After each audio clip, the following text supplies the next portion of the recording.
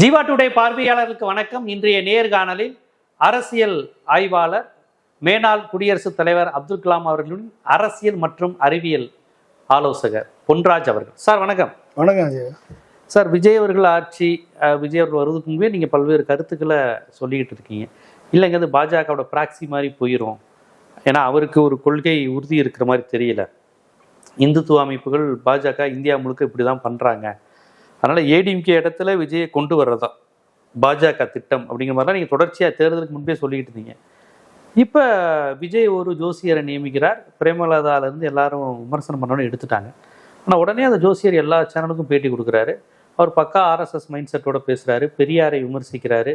எல்லாம் பேசிட்டு எனக்கும் விஜய்க்கும் அப்படி ஒரு உறவு இது இருக்குது அப்படிங்கிறாரு. அவர் கொடுத்த பதவி கொடுத்தாலும் கொடுக்கலனாலும் நாங்கள் அன்பு நட்பு இருக்க தான் செய்யும், தலைவரோட நான் அப்படி ஒரு உணர்வுக்கிறேன். இந்த ஜோதிடருங்கிற இந்த கான்செப்டை எப்படி சார் புரிஞ்சுக்கிறது? விஜய்க்கும் அவருக்குமான இதை நம்ம எப்படி புரிஞ்சுக்கிறது? அதாவது சொல்லுக்கும் செயலுக்கும் வித்தியாசம் யாருக்கு இருக்கோ அவங்க உண்மையாக இருக்க மாட்டாங்க அப்படின்றதான் உறுதி. நம்பகத்தன்மை இல்லாதவர்களாக இருப்பார்கள். அப்போ சொல்லு என்னது, பெரியாரை எனது வழிகாட்டியாக ஏற்றுக்கொண்டு என்று சொல்லிவிட்டு ஜோதிடத்தில் நம்பிக்கை வைத்து ஜோதிடர் சொல்லக்கூடிய திருச்செந்தூருக்கு போகிறது, ஜோதிடர் சொல்லக்கூடிய சிரிடி சாய்பாபா போகிறது, ஜோதிடர் சொல்லக்கூடிய கயிறை கட்டுறது, ஜோதிடர் சொல்லக்கூடிய பொட்டு அந்த பொட்டெல்லாம் ஜோசியர் சொல்லி, ஏன்னா படத்துல நடிக்கும் போது இப்போ இவ்வளவு காலம் நான் பொட்டு வச்சு விஜய் பார்த்ததே இல்லை. திடீர்னு ஒரு மாதிரி ஒரு பொட்டு வச்சிருக்காரு. அது கருப்பு கலர் பொட்டா? ஆமா, களிப்பு பொட்டு. அது அதாவது யாகத்துல வளர்த்து, ஓகே, யாகத்துல பல்வேறு மூலிகைகளை போட்டு, சரி, அதுல இருந்து வரக்கூடிய கருப்பு பொட்டு எடுத்து வைத்தால் வசியம் பண்ணலாம், அவர் முன்னால் இருக்கவர்கள் அவர் சொல்வதை பார்த்து மயங்கி விடுவார்கள் என்று சொல்லப்படுவது. பில்லி சூனிய மாதிரியா? அந்த மாதிரி பில்லி. அதுல இல்லாம முதலமைச்சருக்கு நம்பிக்கை இருக்கலாம். அப்படிதான் அவர் தகவல் வருது. அதுக்கு ஏதோ ஒரு பொட்டுன்னு பேர் சொல்றாங்க, ஏதோ ஒரு பொட்டு, கருப்பு கலர் பொட்டு. ஜென்ஸ் வைப்பாங்களா சார் கருப்பு பொட்டு? ஆமா, வைக்கிறாங்க. ஜென்ஸ் குங்குமம் வச்சு நான் பாத்திருக்கேன். குங்குமம் வைப்பாங்க, பொட்டு வைக்கிறாங்க, பச்சை பொட்டு வைக்கிறாங்களா? ஆமா, ஆண்களே வைக்கிறாங்க. ஆமா, ஆண்களே வைக்கிறாங்க. அது இந்த ஜோதிடர்கள் இந்த மாதிரியான ஆட்கள் தங்களது வியாபாரத்தை செய்வதற்காக இந்த மாதிரியான வேலைகளை பண்றாங்க. சில பேருக்கு நம்பிக்கை இருக்கு அதுல. அந்த நம்பிக்கையை நம்ம ஆண்கள் பொட்டு வைக்கிறது அவ்வளவு விரும்ப மாட்டாங்க. பட் ஆனா அவங்க வைக்கிறாங்க. அந்த நம்பிக்கையோட அவங்க செய்யறாங்க. ஜோதிடம் என்பது ஒரு அஸ்ட்ராலஜி. அந்த அஸ்ட்ராலஜி ஓரளவுக்கு சயின்டிபிக் இருக்கு. பட் இருந்தாலும் அது சூப்பர்ஸ்டிஷன் அதிகமான மூட நம்பிக்கையை வளர்க்கக்கூடிய அளவுக்கு இவங்க அதை இதை சொல்லிதான் இது பண்ணுவாங்க. ஆமா, இப்ப கிட்டத்தட்ட உங்களை மாதிரி சயின்டிஸ்ட்ன்றாங்க. ஆமா ஆமா, பொன்ராஜ் எப்படி வானியல் ஆயோ அது மாதிரி நாங்களும் ஒரு வானியல் ஆராய்ச்சி இதை அதோட கலந்துருவாங்க. அஸ்ட்ரானமின்னு ஒரு சப்ஜெக்ட் இருக்கு. அது சயின்ஸ். ஆமா, சயின்ஸ் வேற. அந்த அஸ்ட்ரானமி சப்ஜெக்ட்ல நான் 92 மார்க் பிஎஸ்சி மேத்தமெட்டிக்ஸ் படிக்கும் போது. ஓகே, அஸ்ட்ரானமி சப்ஜெக்ட்ல. அப்ப அந்த நீங்க ஏரோநாட்டிக் தான் சப்ஜெக்ட்டா? நீங்க பிஎஸ்சி மேத்தமெட்டிக்ஸ், அப்புறம் கம்ப்யூட்டர் சயின்ஸ் அண்ட் அதுக்கப்புறம் ஏரோநாட்டிக்ஸ். அது அந்த அஸ்ட்ரானமிக்கும் அஸ்ட்ராலஜிக்கும் ஏகப்பட்ட டிஃபரன்ஸ் இருக்கு. அப்ப அஸ்ட்ராலஜி என்ற நம்பிக்கையில இருக்கக்கூடிய இந்துக்கள், பெரும்பாலான இந்துக்கள் அஸ்ட்ராலஜியில நம்பிக்கை உள்ளவர்கள். அப்ப அதை நம்ம ஏன்னா என்னைக்கு ஏதாவது ஒரு பிரச்சனை வரும் பொழுது யாராவது நம்மளுக்கு காப்பாற்றுவாங்களா, நம்மளை சொல்யூஷன் கொடுப்பாங்களான்ற மனம் அலைபாயும். அந்த அலைபாயும் பொழுது கோயிலுக்கு போகிறது, சாமிகிட்ட போய் தரிசனம் பண்ணுறது, நம்ம பாரத்தை இறக்கி வைக்கிறது, ஜோதிடர்கள் ஜோதிடர்களை பார்த்தால் பரிகாரம் பண்ணால் சரியாயிரும் என்று சொல்லுவது. ஸோ இதெல்லாம் ஒரு நம்பிக்கையின் வெளிப்பாடாக இந்துக்களுக்கு இருக்குது. அப்போ அந்த நம்பிக்கையை பயன்படுத்தி இந்த மாதிரி புரோக்கர்ஸ் செலிபிரிட்டி இருக்கக்கூடியவர்களை தங்களது அடிமைகளாக மாற்றி விடுகிறார். இதுல இவர் கிறிஸ்டின் வேற சொல்லிக்கிறாங்க, கிறிஸ்டின்கள் இருக்கிற இடமா பார்த்தா அவரு போட்டியிட்டு திருச்சி கிழக்கு கிறிஸ்டின் பிள்ளைமாரு, பெரம்பூர்ல கிறிஸ்தவர்கள் அதிகம், இதையெல்லாம் கணக்கு வச்சுதான் அவர் எலெக்ஷனே நிற்கிறாரு. அப்புறம் இன்னொரு பக்கம் கிறிஸ்தவத்துக்கு எதிரான வேலைகள் தான் இது. அப்ப கிறிஸ்தவ நடைமுறைகளை ஃபாலோ பண்றாரு அப்படின்னா இவர் இந்த ஜோதிடருக்கு எப்படி அடிமையாயிருப்பாரு? இப்ப ஜோதிடருக்கு நீங்க அவரை ஓஎஸ்டி ஸ்பெஷல் பொலிட்டிக்கல்னு போடுற அளவுக்கு நீங்க இருக்காரு அப்படின்னா எப்படிப்பட்ட அளவுக்கு ஓஎஸ்டி இந்த ஜோதிடர் விஜயை இம்ப்ரெஸ் பண்ணியிருப்பாரு.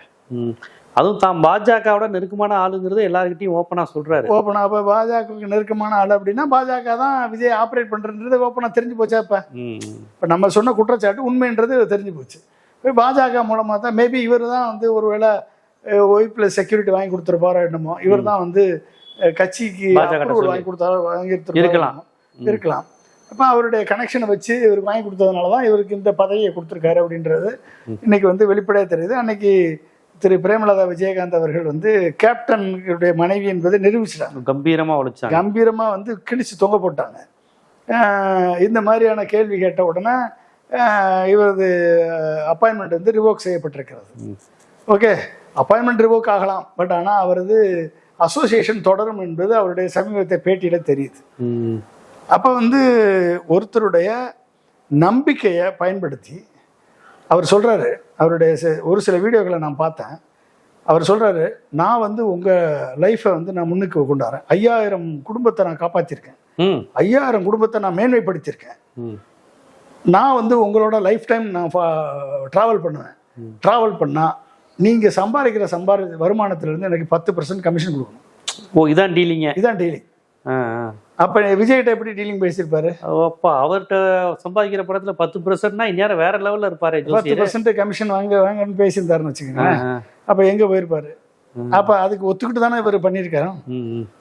அப்ப 10% கமிஷன் ஒண்ணு, படத்துல இருந்து வந்த பணத்துல 10% கமிஷன் கொடுக்கணும். இல்லைன்னா தமிழ்நாடு கவர்மெண்ட்ல பட்ஜெட்ல 1.5 லட்சம் கோடி இருக்கு. 1.5 லட்சம் கோடியில 10% கமிஷன்னா எவ்வளவு ஆச்சு? 15,000 கோடி. இப்ப வருஷத்துக்கு 15,000 கோடி அவர் கொடுக்கணும். என்ன அப்போ எப்படிப்பட்ட ஆளாக பக்கத்தில் வச்சுருக்காரு? அவருக்கு அரசு பதவி, அரசு காரு, அரசு பங்களா எல்லாம் சிறப்பு. நான் ஒரே பவர் சென்டர் தான் அப்படின்னாரு. அப்போ என்னாச்சு? வந்த உடனே இன்னொரு பவர் சென்டரை கிரியேட் பண்ணிட்டாரு. இந்த பவர் சென்டர் தான் வந்து operating from Delhi, operating from various head quarters, with communication with card, communication with power brokers, எல்லாமே இந்த பவர் சென்டர் தான் ஆப்ரேட் பண்ணுது. அப்படின்னா மக்களால் தேர்ந்தெடுக்கப்பட்ட விஜயை நம்பி வாக்களித்த மக்கள் எங்க போறது? எக்ஸ்ட்ரா கான்ஸ்டியூஷன் தான், அதெல்லாம் எக்ஸ்ட்ரா கான்ஸ்டியூஷன் அத்தாரிட்டி அப்படின்றத ப்ரூவ் ஆகி போச்சா இல்லையா? அப்ப இன்றைக்கு அவர் நீக்கப்பட்டிருந்தாலும் அவர் தான் தொடருவார் என்பது உள்ளங்கை நெல்லிக்கணையா தெரியுது. அப்ப இது எப்படிப்பட்ட ஒரு விளைவுகளை ஏற்படுத்தும்? நாங்க நினைச்சா ஒரே வருடத்துல தமிழ்நாட்டில் 4 கோடி பேர் ஏழையா அவர் சொல்றாரு. 4 கோடி பேர் ஏழை. தலையெழுத்து என்னத்தங்க சொல்றது? 4 கோடி பேர் ஏழையா இருக்காங்களாம்.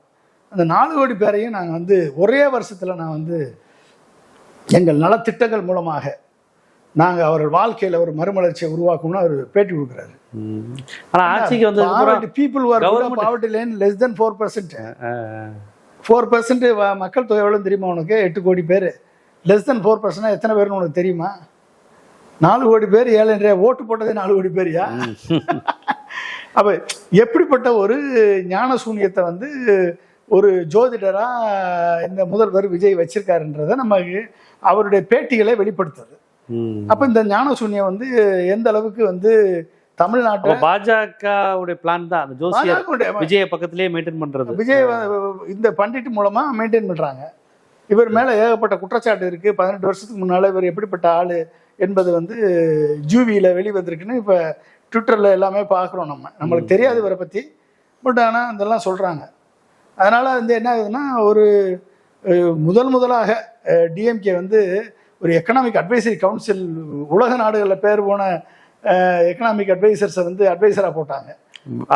கவர்மெண்ட் வந்தவொடனே. ஆமாம், டஃப்லோ அப்புறம் பேர் இந்த மாதிரி ஒரு எல்லாரும் பிடிஆரோடைய அந்த ஆக்ஸ்போர்டில் படித்தவங்க அவங்க போட்டு எக்கனாமிக் அட்வைசரி போட்டு கொண்டாந்தாங்க.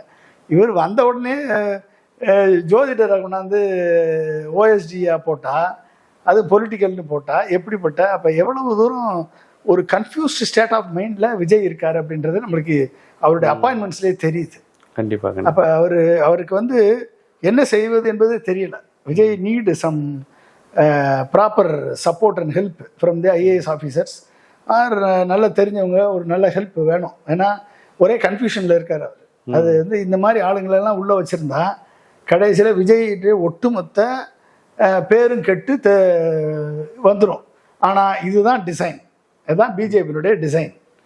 அந்த பண்டிட் என்பவர் மூலமா தான் பிஜேபி இவர் ஆப்ரேட் பண்ணுதுன்றது இப்ப நம்ம வெளிப்படையா தெரிஞ்சு போச்சு.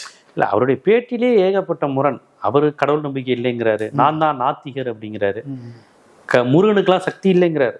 இப்ப இதை நீங்களோ வேற பெரியாரிஸ்டோ சொல்லியிருந்தா உங்களை RSS வந்து போட்டு ஆஞ்சிருக்கும். முருகனுக்கு சக்தி இல்லைன்றாரு. முருகனுக்கு சக்தி இல்ல, முருகன் மீது நம்ம வைக்கிற நம்பிக்கைக்கு தான் சக்தி இருக்குங்கிறாரு. முருகனுக்கு சக்தி இல்ல, நம்பிக்கைக்கு தான் அப்படின்னு சொல்றாரு. இல்ல இதை ஒரு பெரியாரிஸ்ட் பேசியிருந்தா இவங்க என்ன பாடு, நீ எப்படி முருகனை பத்தி பேசலாம்? வந்திருக்கு. ஆனா ஒரு ஜோசியர் உட்காந்துட்டு எனக்கு கடவுள் நம்பிக்கை இல்ல, முருகனுக்கு சக்தி இல்ல, முருகன் மீது வைக்கிற நம்பிக்கைக்கு தான் சக்திங்கிறாரு. ஆனா கடவுள் நம்பிக்கை உள்ள எல்லாரும் இவரை ஜோதிடர் நம்புறாங்க. அப்ப இவரை நம்புறவங்ககிட்ட தான் சக்தி இருக்கு. ஆமா, அந்த நம்பிக்கையில தான் சக்தி இருக்கு. அவர் சொல்றாரு, அவரோட ஸ்டேட்மெண்ட் இது, நமக்கு ஒண்ணுமே புரியல. ஆனா பக்காவா பெரியாருங்கன்னு வர்றப்ப கொதிச்சு எழுதுறாரு. பெரியார் யோகியமா அது இது வஉசி ஏமாத்தினாரு. நீங்க வழக்கம் போல அவதூறுகள், RSS வைக்கிற அவதூறுகள், பொய்ய வந்து. அப்ப விஜய் வந்து யார வந்து கொள்கை தலைவரா வச்சிருக்காரோ அந்த தலைவரே அவதூறு பரப்பக்கூடிய ஒரு நபரை வந்து தனக்கு OSD போடுறாரு அப்படின்னா விஜய் வந்து எந்த அளவுக்கு கொள்கையில பிடிப்புள்ளவரா இருப்பாருன்றது தெரிஞ்சு போச்சா? பாப்போம். இது நானும் திராவிட அரசு தான், நானும் பெரியார் அதுதான், நாங்களும் சனாதனத்தை ஒழிக்கிறோம்னு சொல்றாங்க. ஆனா சனாதன பிரியர்கள் எல்லோரும் விஜய் பக்கத்திலேயே இருக்கிறாங்க. அந்த கிறிஸ்ங்கிற ஒரு பாடகர் சனாதனத்தை தொட்டா நீங்க செத்து மிரட்டுறாரு, அவர் பக்கத்துல இருக்கிறாரு. சனாதனத்தை காக்குற ஜோதிடர், பெரியாரை எதிர்ப்பாளர் இன்னொருத்தர் வெங்கட்ராமன் ஒருத்தர், இனிமே யாரும் பெரியாரிய அந்த அடிப்படை கருத்தை பேசக்கூடாதுங்கிறாரு. ஆன்டி பிராமின் எவனும் பேசக்கூடாது. இவங்க எல்லாம் பக்கத்துல இருக்கிறாங்க. பிஜேபி அதுக்கு பதிலாக பிஜேபி இருக்காங்கன்றத வெளிப்படையா சொல்றதுக்கு பதிலாக இவங்களை எல்லாம் பக்கத்துல வச்சிருக்காரு. ஆனா ஏற்கனவே உங்களுக்கு சொன்னேன், இது வந்து பிஜேபியினுடைய மறு உருவம். பிஜேபிக்கு வந்து பல்வேறு பரிணாமங்கள் இருக்கு, பல்வேறு ஆர்கனைசேஷன் இருக்கு. அப்போ பிஜேபியினுடைய RSSனுடைய பல்வேறு பரிணாமங்களில் ஒரு பரிணாமம் தான் விஜய் என்ற தாவேக்கான்றதை நம்ம ஏற்கனவே வந்து சொல்லியிருக்கோம். அப்போ இன்றைக்கு வந்து அந்த பரிணாமம் டைரெக்டாக பிஜேபி என்ட்ரி ஆக முடியல. விஜய் என்ற சினிமா நடிகர் மூலமாக ஒரு இது கன்சியூமர் எக்கானமி, கன்சியூமர் இன்ஸ்டாகிராமுக்கு அடிமையான ஒரு இளைய சமுதாயம், அந்த இளைய சமுதாயத்தை பிரெயின் வாஷ் பண்ணி, அந்த இளைய சமுதாயத்தை சைக்காலஜிக்கலாக டார்கெட் பண்ணி அட்டாக் பண்ணி அந்த இளைய சமுதாயத்தை ஏமாற்றி இன்றைக்கி வந்து பதவிக்கு வந்திருக்காங்க. இது எந்த அளவுக்கு இதனுடைய விளைவுகள் என்னன்றதை ஓட்டு போட்டு தேர்ந்தெடுத்த மக்கள் தான் அனுபவிக்கணும். அனுபவித்த பிறகு தான் அது தெரியும். அதனால் வந்து நம்ம வேடிக்கை பார்ப்போம், அவ்வளோதான், வேறு என்ன பண்ண முடியும்? பார்ப்போம்.